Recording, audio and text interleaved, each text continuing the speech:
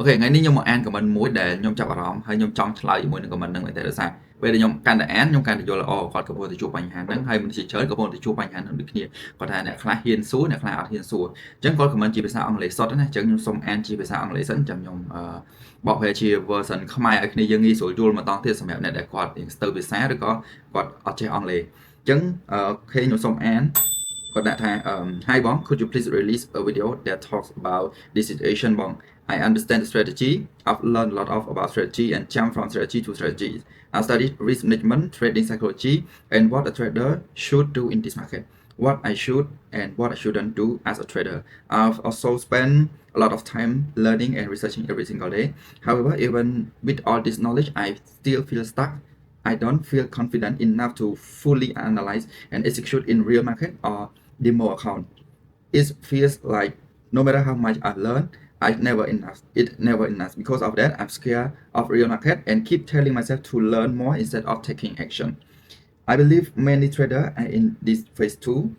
Hope Bong gives some solution for this phase. Thank Bong. អូខេអញ្ចឹងខ្ញុំសូមបកប្រែជាភាសាខ្មែរឲ្យងាយស្រួលយល់តិចអូខេគាត់បានខមមិនថាសួស្តីបងសូមបងជួយធ្វើវីដេអូមួយដើម្បីបញ្យល់ពីស្ថានភាពនេះផងខ្ញុំជឿថាមាន trader ជាច្រើនកំពុងជួបឆ្លងកាត់ដំណាក់កាលដូចគ្នានេះដែរខ្ញុំយល់ពី strategy ក្នុងការទិញលក់ហើយបានសិក្សានិងរៀនជាច្រើនខ្ញុំបានរៀនពី strategy ផ្សេងៗការគ្រប់គ្រងហានិភ័យ risk management ចិត្តសាស្ត្រក្នុងការទិញលក់ trading psychology និងអ្វីដែល trader គួរនិងមិនគួរធ្វើក្នុងទីផ្សារខ្ញុំក៏ចំណាយពេលរៀននិងស្រាវជ្រាវជារៀងរាល់ថ្ងៃផងដែរទោះបីជាមានចំណេះដឹងទាំងអស់នេះក៏ដោយខ្ញុំនៅតែមានអារម្មណ៍ថាជាប់គាំងខ្ញុំមិនទាន់មានទំនុកចិត្តគ្រប់គ្រាន់ក្នុងការវិភាគនិងអនុវត្តទិញលក់ឲ្យបានល្អទោះជាគណៈរៀលឬក៏ demo ក៏ដោយមិនថាខ្ញុំខំរៀនប៉ុណ្ណាក៏ដោយវាមានអារម្មណ៍ថានៅតែមិនគ្រប់គ្រាន់ដោយសារតែហេតុនេះហើយខ្ញុំចាប់ដើមមានអារម្មណ៍ភ័យខ្លាចជាមួយទីផ្សារជាក់ស្ដែងពិតប្រាកដហើយតែសម្រាប់ខ្លួនឯងថាឲ្យខំរៀនបន្ថែមជំនួសឲ្យការចាប់ដើមអនុវត្តខ្ញុំជឿជាក់ថា trader ជាច្រើនកំពុងតែស្ថិតនៅក្នុងដំណាក់កាលដូចគ្នានេះដែរចុងក្រោយសង្ឃឹមថាបងចែករំលែកដំណោះស្រាយឬបទពិសោធន៍ដើម្បីជួយឆ្លងកាត់ដំណាក់កាលនេះបានផងអូខេអរគុណច្រើនបងចឹងអានេះគឺជា comment របស់គាត់ដែលគាត់បាន raise ហើយវាជា comment មួយដែលខ្ញុំអានហើយខ្ញុំ feel ខ្ញុំអារម្មណ៍ខ្ញុំទទួលបានអារម្មណ៍មួយហ្នឹងដោយសារអីវាជាដំណាក់កាលមួយដែលមនុស្សជាច្រើនឬក៏ trader ជាច្រើនកំពុងតែជាប់គាំងដោយសារតែគាត់គឺថាគាត់ខំរៀនហើយគាត់រៀន invest ហើយគាត់បានធ្វើនៅអីដែលគេបានប្រាប់ឲ្យគាត់ធ្វើហើយប៉ុន្តែគាត់នៅតែ feel stuck នៅតែ feel អត់ជឿជាក់លើខ្លួនឯងនៅពេលដែលចាប់ដើមចូលទីផ្សារចាប់ដើមចូលទីផ្សារនៅពេលដែលមើលផ្សារជាក់ស្ដែងនៅពេលដែលគាត់តែ click បាយ click sell គឺគាត់ចំណេះដឹងទាំងប្រហែលម៉ែហ្នឹងគឺវាបាត់ទាំងអស់មកវា disappear មកអញ្ចឹងវាដូចថាគាត់អត់បានរៀនអីទាំងអស់ហើយគាត់អត់បានយកអាហ្នឹងយកមកអនុវត្តជាក់ស្ដែងទាំងអស់អញ្ចឹងសួរថាត្រូវធ្វើម៉េចដោះស្រាយវាមិន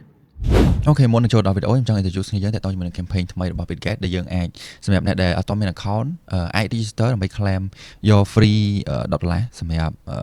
2អ្នក200អ្នកដំបូងអញ្ចឹងលក្ខខណ្ឌក្នុងការ claim ដូចជាអត់មានអីពិបាកទេគ្រាន់តែថាទី1 period នៃការ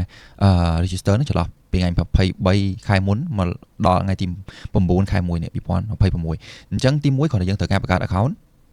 តាម link ហ្នឹងទៅដើម្បី claim យក cashback ហ្នឹងទី2បន្ទាប់មកយើង verify ទៅដើម្បី verify បន្ទាប់មកយើងគ្រាន់តែ deposit $100ហើយយើងនឹងទទួលបាន$10ចូលប៉ុណ្្នឹងទេអញ្ចឹងយើង back ទៅកាន់វីដេអូរបស់យើង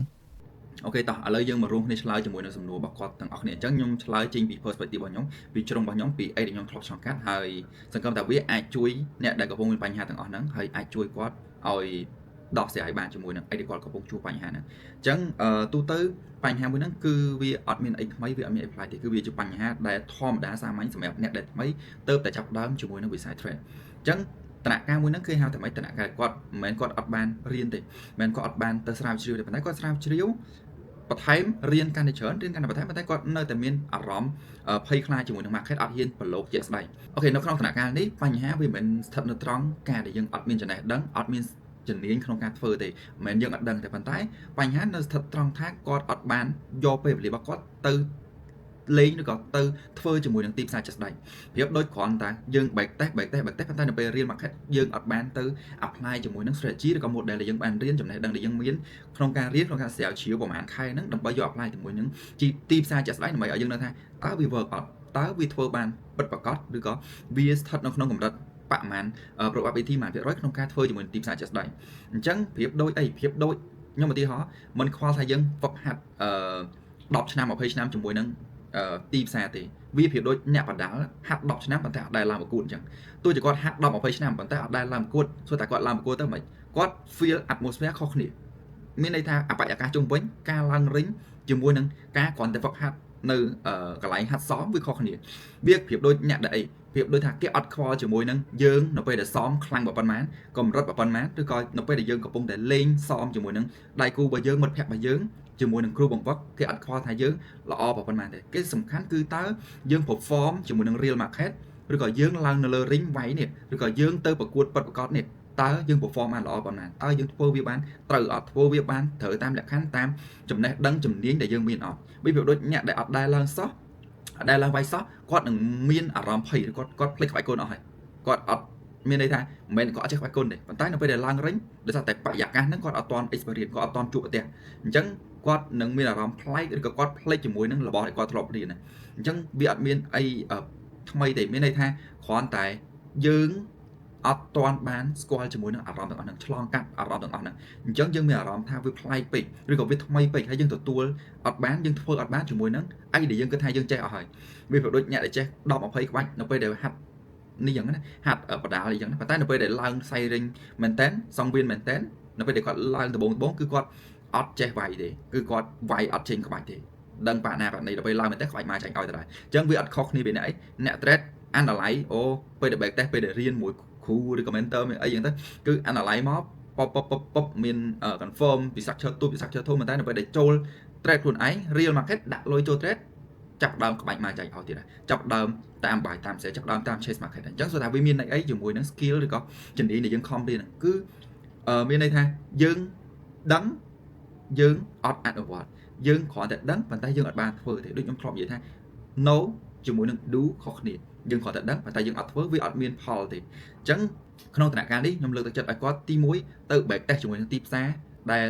ដើរហើយទីផ្សារ history ឆាតអញ្ចឹងបន្ទាប់មកចាំគាត់ទៅ forward test ជាមួយនឹងទីផ្សារបច្ចុប្បន្នឬក៏បន្ថែមជាមួយនឹងទីផ្សារអនាគតមើលជាមួយនឹង real life market ថាតើគាត់ត្រូវ trend ផ្នែកខ្លួនឯង ហ្វឹកហាត់ផ្នែកខ្លួនឯងក្នុងការមើលមិនមែនគ្រប់គ្នាសុទ្ធតែអាចចាប់ confirmation បានគ្រប់កន្លែងហើយចាប់ស្អាតដូចគ្នាទេមានន័យថាដោយសារតែគាត់អត់បានហ្វឹកហាត់ផ្នែកគាត់មើលជាមួយនឹងទីផ្សារជាក់ស្ដែងអញ្ចឹងនៅពេលដែលផ្សារកំពុងដើរអញ្ចឹងគាត់អត់ដឹងថាតើកំពុងតែត្រូវមើលអីទេនៅពេលដែលផ្សារដើរហើយគាត់យល់ថាអូអានេះវាដើរដល់ចំណុចមួយនេះ key time frame ធំមួយនេះមុននឹងវា confirm time frame ទូចរហូតវា execute ទៅ time frame ធំtime frame ទូចហ្នឹងវា execute បានហើយវា confirm គឺវាអាច take trade បានប៉ុន្តែបញ្ហាដូចខ្ញុំបញ្ជាក់អញ្ចឹងគឺស្ថិតនៅលើការយើងទៅបន្ស៊ាំខ្លួនជាមួយនឹងទីផ្សារជាក់ស្ដែងវាអត់ខុសពីយើងទៅបន្ស៊ាំជាមួយនឹងការឡើងវាយជាមួយនឹងឡើងលើរិញឲ្យវាកាន់តែមានបទពិសោធន៍ច្រើនទៅបន្ស៊ាំមិនយើងនៅអញ្ចឹងយើងនៅមានរបស់ដែលយើងត្រូវបន្ស៊ាំអញ្ចឹងអាចចំណេះដឹងទាំងអស់ហ្នឹង skill ទាំងអស់ហ្នឹងយើងអត់ទាន់បាន apply ឬក៏ perform វាឲ្យវាពេញលេញជាក់លាក់ 100% ប៉ុន្តែយើងអាចធ្វើវាបានក្នុងកម្រិតត្រឹមតែប្រហែល 10-20% សិនអញ្ចឹង along the way គឺយើងទៅបន្ស៊ាំខ្លួនឯងសិនឈប់អាក់ការរៀនសិនមិនមែនផ្អាកការរៀនមានន័យថាឈប់មើលវីដេអូឈប់មើល advice ឬក៏ចំណេះដឹងបន្ថែមណាមានន័យថាកាត់បន្ថយហ្នឹងប៉ុន្តែបន្ថែមលើអីបន្ថែមលើការចេញចូលទីផ្សារឬក៏ការ apply ជាមួយនឹង strategy ដែលយើងបានរៀនជាមួយនឹងទីផ្សារជាក់ស្ដែងមិនមែនមានថាត្រូវដាក់លុយ trade ច្រើនឲ្យ feel ឬក៏ឲ្យ loss ច្រើនទេប៉ុន្តែត្រូវយ៉ាងណាក៏ត្រូវ apply ជាមួយនឹងអីដែលបានរៀនជាមួយនឹងទីផ្សារជាក់ស្ដែងអូខេមកដល់ចំណុចនេះខ្ញុំចង់លើកឡើងពីពាក្យបិទមួយចំនួនដែលវាមានភាពចម្រូងចម្រាសជាមួយនឹង trader និង trader ការគិតខុសគ្នាអញ្ចឹងអីដែលខ្ញុំចង់ឲ្យគ្នាយើងបដោតទី1គ្នាយើងយកទៅគិតឡើងវិញយើងអត់ត្រូវការរៀន more strategy ទេឬក៏ strategy ច្រើនពេកទេក្នុងការ profitable ទី2យើងអត់ត្រូវការមើលវីដេអូច្រើនពេកទេជាមួយនឹង class ជាមួយនឹង strategy ផ្សេងៗរបៀបក្នុងការ trade ច្រើនពេកទេនៅលើ internet ទី3អីដែលយើងត្រូវបដោតគឺ simple strategy ដែលយើងបានស្គាល់ strategy ដែលយើង back test confident ថាវាមាន win rate ខ្ពស់អាចឲ្យយើង profit បានហើយយើងចាប់ដើម take small risk ឬក៏ហានិភ័យពីទាបទៅមុនហើយចាប់ដើមធ្វើវា execute វាកុំតាក់ទើឬក៏កុំមានន័យថាទោះជាអ្នកផ្សេង analyze ឃើញខុសយើងរបៀបមិនក៏ដោយប៉ុន្តែបើសិនជាយើងកំពុងតែ test ជាមួយនឹងទីផ្សារចាស់ស្ដែង strategy របស់យើងតែជាមួយនឹង strategy ដែលយើងគិតថាសាមញ្ញមកល្មមងាយស្រួលក្នុងការយើងយល់ហើយយក apply ជាមួយនឹង market បានជាមួយនឹងចាប់ដើមជាមួយនឹងការ risk management risk ចាប់ដើមពីតូចទៅហើយមួយទៀតគឺមិនបាច់តាក់ទើក្នុងការ execute ទេមានត្រូវមានខុសបានយើងដឹងថាតើយើងនៅខ្វះខាតអីតើចំណុចអីដែលយើងកំពុងធ្វើត្រូវអញ្ចឹងចាប់ដើម execute ទៅថងត្រូវថងខុសក៏វាជា progress ដែរក៏វាជាការរៀងចាប់ដើមអភិវឌ្ឍខ្លួនឯងដែរអូខេអញ្ចឹងសួរថាខ្ញុំអ្នករៀង trade យូរឆ្នាំដែរតើខ្ញុំនៅភ័យអត់ បើសិនជាខ្ញុំនិយាយថាខ្ញុំអត់ភ័យក្នុងការចូលទីផ្សារគឺខ្ញុំកំពុងតែក្បត់ខ្លួនឯងឬក៏កុហកខ្លួនឯងមិនខ្វល់ថាអ្នកណា trade យូរឆ្នាំប៉ុណ្ណឹងទេនៅពេលដែលយើងចាប់ដើមចុចប៉ក់ buy sell គឺយើងនៅតែមានអារម្មណ៍តិចហើយនឹងច្រើនគឺនៅតែ feel ភ័យខ្លាចតិចតួចជាមួយនឹងសប្បាយចិត្ត excited រំភើប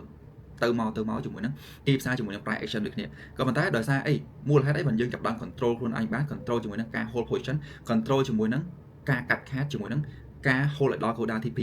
ដោយសារតែខ្ញុំបាន expose ខ្លួនឯងជាមួយនឹងទីផ្សារបានច្រើនរយៈពេលយូរហើយអញ្ចឹងសឹងតែថាផ្សារវាយឡើងទុកហើយវាយឡើងឈឺហើយផឹកកាហ្វេសឹងតែថាផឹកកាហ្វេលេងដាក់ស្ករក៏អត់ដឹងទៅវិញដែរគ្នាយើងយល់អារម្មណ៍ទាំងអស់ហ្នឹងអញ្ចឹងមានន័យថាការភ័យខ្លាចការកាត់បន្ថយភ័យខ្លាចមិនមែនកើតចេញពីការគ្រាន់តែអង្គុយរៀនមើលវីដេអូឲ្យបានច្រើនហើយសិក្សាពីគេបានច្រើនហើយយើងបាត់ភ័យជាមួយនឹងការ trade ទេគឺមានន័យថាត្រូវ expose ខ្លួនឯងជាមួយនឹងទីផ្សារចាស់ស្ដែងមកត្រូវឡើងលើ ring វាយខ្លួនឯងត្រូវឡើងសំវិនប្រកួតត្រូវចូលនៅក្នុងតារាងប្រកួតអញ្ចឹងមិនយើង feel អារម្មណ៍ទាំងអស់ហ្នឹង atmosphere ទាំងអស់ហ្នឹងយើងចាប់ដើមមិនស្មហើយយើងនឹងចាប់ដើមមានន័យថា apply ឬក៏អនុវត្តជាមួយនឹងរបស់ដែលយើងបានហ្វឹកហាត់ចំណេះដឹងតែយើងមានប្រហែលហ្នឹងយើងយក apply ជាមួយនឹងទីផ្សារចាស់ស្ដែង apply ជាមួយនឹងលើ ring apply ជាមួយនឹងសង្វៀនប្រកួតនៅលើ court ប្រកួតទីលានប្រកួតបានល្អប្រសើរពីមាត្រាការទៅមាត្រាការពីមួយពេលទៅមួយពេលអញ្ចឹងខ្ញុំគិតថាអត់ត្រូវការយើងរៀនច្រើនពេកទេរើសយក model មួយឬក៏ពីរស្គាល់វាឲ្យច្បាស់ apply វាជាមួយនឹងទីផ្សារជាក់ស្ដែងឲ្យបានច្រើនបំផុតតាមតែអាចធ្វើបានយើងនឹង feel អារម្មណ៍ទាំងអស់ទាំងចាញ់ទាំងឈ្នះទាំងខាតអញ្ចឹងយើងនឹងចាប់ដើមកាត់បន្ថយការភ័យបន្តិចៗហើយយើងនឹងអាច stay consistent ជាមួយនឹង market បានអញ្ចឹងពីខ្ញុំជាជ្រុងដែលខ្ញុំអាចចែកម្លែកថាយើងអត់អាចកាត់បន្ថយការភ័យខ្លាចឬក៏ fear នៅក្នុងការចូលទីផ្សារទេហើយយើងក៏អត់ត្រូវការរៀនរហូតដល់អត់ចប់រៀនអត់ចេះ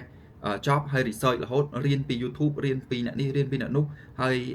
apply អត់កើតទេគឺយើងរៀនតមក apply back test ជាមួយនឹងផ្សារ back test ជាមួយនឹងផ្សារបច្ចុប្បន្នផ្សារអនាគតអញ្ចឹងនៅពេលដែលមានខាតមានខុសមានចំណេញអញ្ចឹងយើងនឹងដឹងពី progress របស់យើងដឹងពីការអនុវត្តរបស់យើងហើយយើងចាប់ដើមកែលម្អពេលដែលយើងចាប់ដើមកែលម្អនៅពេលដែលយើងចាប់ដើមធ្វើវាជា consistent យើងនឹងទទួលបានអារម្មណ៍ថាអូខេខ្ញុំកំពុងតែធ្វើរឿងមួយដែលត្រូវអញ្ចឹងមិនចាំបាច់ខ្វល់ជាមួយនឹងចំណេះខាងក្រៅរបស់អ្នកផ្សេងដែលត្រូវបត់បាយរហូតទេគឺយើងត្រូវស្គាល់អីដែលយើងកំពុងតែធ្វើអីដែលយើងកំពុងតែមាន apply វាឲ្យត្រូវជាមួយនឹង market តែប៉ុណ្្នឹងទៅគឺជារឿងដែលយើងត្រូវធ្វើហើយអូខេអរគុណសង្ឃឹមថានេះជាសារមួយដែលអាចចែកឲ្យគ្នាយើងហើយគ្នាយើងអាចយក apply ហើយចាំពាក្យខ្ញុំថាយើងអត់ត្រូវការ over complicate ជាមួយនឹង model យើងគ្រាន់តែត្រូវការ simple model មួយ risk ឲ្យត្រូវហើយមានន័យថា back test ដែរឲ្យវាមាន probability ខ្ពស់បន្ទាប់មកយកវាទៅអនុវត្តលើទីផ្សារជាក់ស្ដែងខុសត្រូវ fine អត់បញ្ហាទេគឺយើងយកហ្នឹងទៅកែលម្អបន្តទៀតបានបន្ទាប់មកធ្វើវាឲ្យ consistent ហើយ feel អារម្មណ៍ទាំងអស់ហ្នឹងអញ្ចឹងមិនយើងចាប់ដើមឡើងវិជ្ជាគុណហើយយើងចាប់ដើម trade ឲ្យមានភាព consistent ហើយអាច profitable បានអរគុណ